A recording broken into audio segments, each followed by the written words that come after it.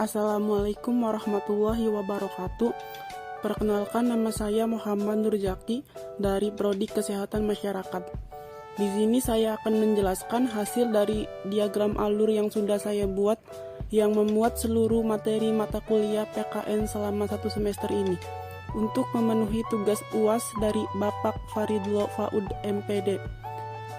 Baik, di sini tertera alur diagram yang sudah saya buat yang nantinya akan saya jelaskan mengenai bagian-bagian yang ada di diagram alur ini.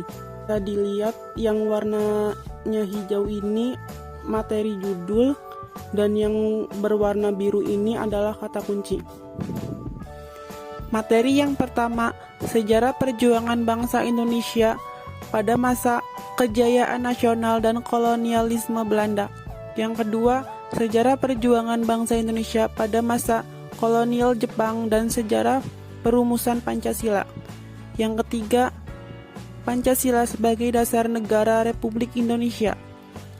4. Pancasila sebagai ideologi nasional bangsa Indonesia. Yang kelima, Pancasila sebagai sistem filsafat. Yang keenam, Pancasila sebagai sistem etika. Yang ketujuh, Pancasila sebagai muatan inti dalam pendidikan kewarganegaraan Indonesia. Yang kedelapan, hakikat pendidikan kewarganegaraan dalam mengembangkan kemampuan untuk profesional. Yang kesembilan, hakikat instrumentasi praksisi demokrasi Indonesia berlandaskan pada Pancasila dan UUD NRI 1945. Yang kesepuluh, harmoni kewajiban dan hak negara dan warga negara dalam demokrasi yang bersumber kedaulatan rakyat dan musyawarah mufakat. Di sini dijelaskan hak dan kewajiban warga negara dan negara Indonesia diatur dalam UUD NRI 1945 mulai pasal 27 sampai 34, termasuk di dalamnya ada hak asasi manusia dan kewajiban dasar manusia. Materi yang ke-11 yaitu dinamika historis dan urgensi wawasan Nusantara sebagai konsepsi dan pandangan kolektif kebangsaan Indonesia dalam konteks pergaulan dunia. Di sini dijelaskan setelah keluarnya Deklarasi Juanda 1957 dibentuklah Undang-Undang Nomor 4 PRP tahun 1960 tentang perairan Indonesia.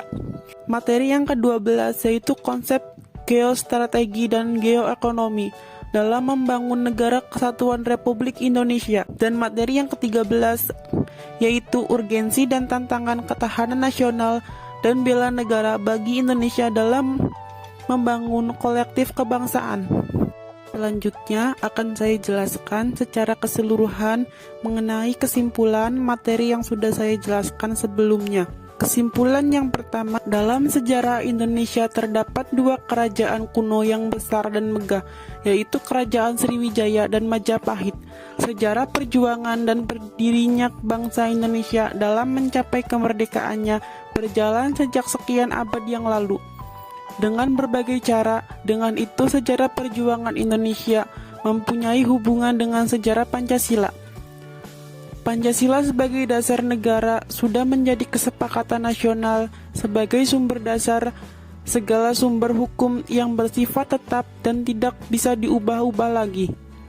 Pancasila sebagai dasar negara dan pandangan hidup sekaligus juga merupakan ideologi negara. Sebagai ideologi negara berarti Pancasila merupakan gagasan dasar yang berkenaan dengan kehidupan negara. Filsafat Pancasila adalah hasil berpikir pemikiran yang sedalam-dalamnya dari bangsa Indonesia yang dipercaya dan diyakini sebagai suatu kenyataan nilai-nilai yang paling benar, paling adil, paling bijaksana, paling baik, dan juga paling sesuai bagi bangsa Indonesia.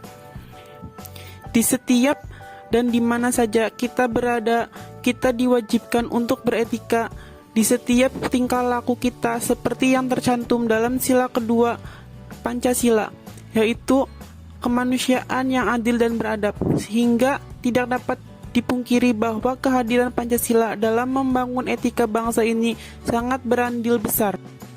Negara perlu menyelenggarakan pendidikan kewarganegaraan karena setiap generasi adalah orang baru yang harus mendapat pengetahuan, sikap, atau nilai dan keterampilan agar mampu mengembangkan warga negara yang memiliki watak atau karakter yang baik dan cerdas untuk hidup dalam kehidupan bermasyarakat, berbangsa, dan bernegara sesuai dengan demokrasi konstitusional.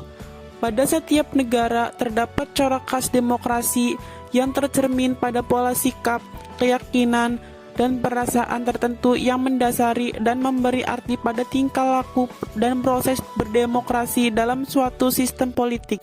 Hak dan kewajiban negara merupakan wujud dari hubungan warga negara dengan negara. Hak dan kewajiban bersifat timbal balik, bahwa warga negara memiliki hak dan kewajiban terhadap negara. Sebaliknya pula, negara memiliki hak dan kewajiban terhadap warga negara. Wawasan Nusantara adalah cara pandang dan sikap bangsa Indonesia mengenai diri dan lingkungannya, dengan mengutamakan persatuan dan kesatuan bangsa serta kesatuan wilayah dalam penyelenggaraan kehidupan bermasyarakat, berbangsa, dan bernegara. Geoekonomi adalah studi tentang bagaimana fungsi-fungsi ekonomi dan lingkungan internasional.